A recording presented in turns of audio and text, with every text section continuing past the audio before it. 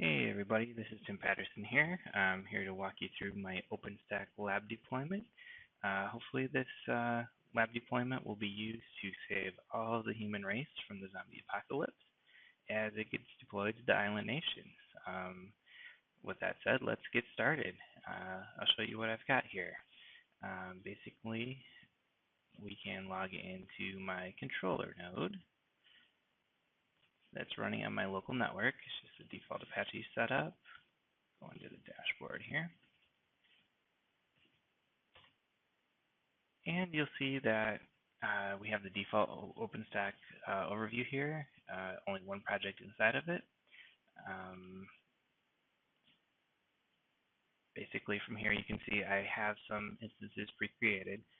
These ones are just pre-created due to the amount of time it takes to provision them. The Windows instances take a little bit longer on my NFS Synology device. But with that said, we'll take a peek here at some of the admin panel side of things. So we have basically two compute nodes. We have compute-kvm that's running QEMU KVM as the name describes. And then we also have another node, it's compute-VMware, that actually connects behind the scenes to my vCenter server. Let me just flip over. I know it's a legacy client, but it gives us this nice little recent task that refresh as we step through it here. So you can see I have an OpenStack cluster set up inside of vCenter. Basically, there's 3 hosts that are joined into it.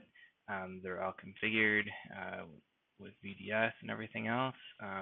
Basically, everything is running within one server, running nested ESXi. So we've got the 3 hosts here. We've got my OpenStack nodes. I've got the controller, the 2 compute nodes. I also have the networking node. Basically, I went with a 3-node OpenStack setup, as is referred to in their example architecture document. So from here, you can see I've got 2 instances already provisioned behind the scenes. Let's just go ahead and come over here and fire some up. So here we have a Windows 2012 server that is provisioned on the vCenter server. So we'll go ahead and start that from within OpenStack. See, it's successfully started. If we flip over here, you can see it just powered it on. And as we go back, we'll just go ahead and take a peek at the console while it's booting. So you can see it's going through its boot process here. I'm not going to sit here and watch this, but basically you can see the VM is alive, it's well. And we'll flip back over this way. So now we have one guy running here. Same with CentOS. I can go ahead and start that instance. And that will fire up the second instance that I have over here. We'll go ahead and give that a second to boot as well. Take a peek at his console as he goes. And at the same time, we can check out some instances that we have running on KVM. So I also have a Windows instance that was provisioned on the KVM compute host. And you can tell by how it's actually labeled up top here. If I can get the instance to wake up, that would be great. There we go. It is actually alive and well as the other instances were.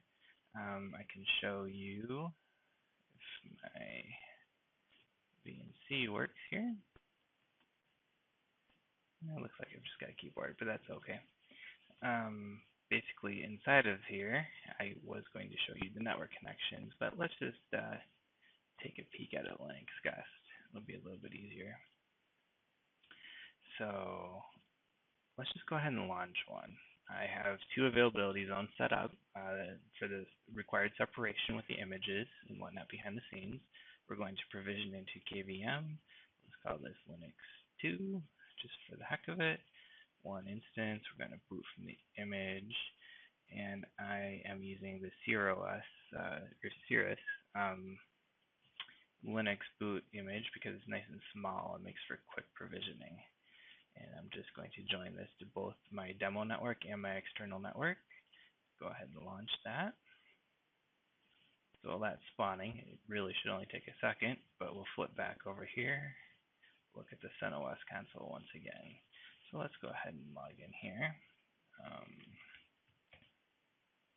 And as you can see, this is actually live on my public VLAN and can communicate out with the internet. So that instance is running on VMware. That's C68642. You can see that guy's right over here. Shifting back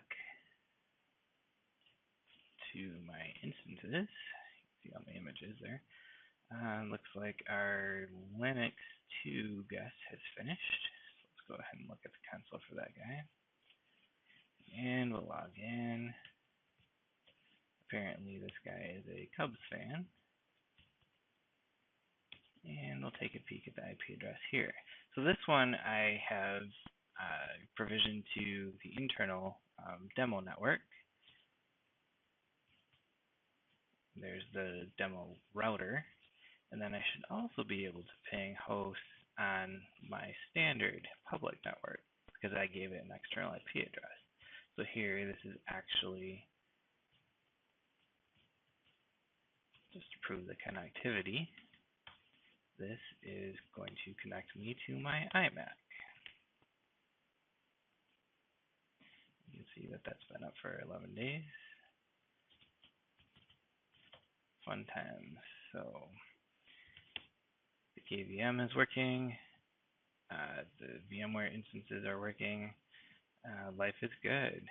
So you can also take a peek at the network topology here. You can see where I've got the two different networks and how each of the different hosts, here's a VMware host, is connected to them.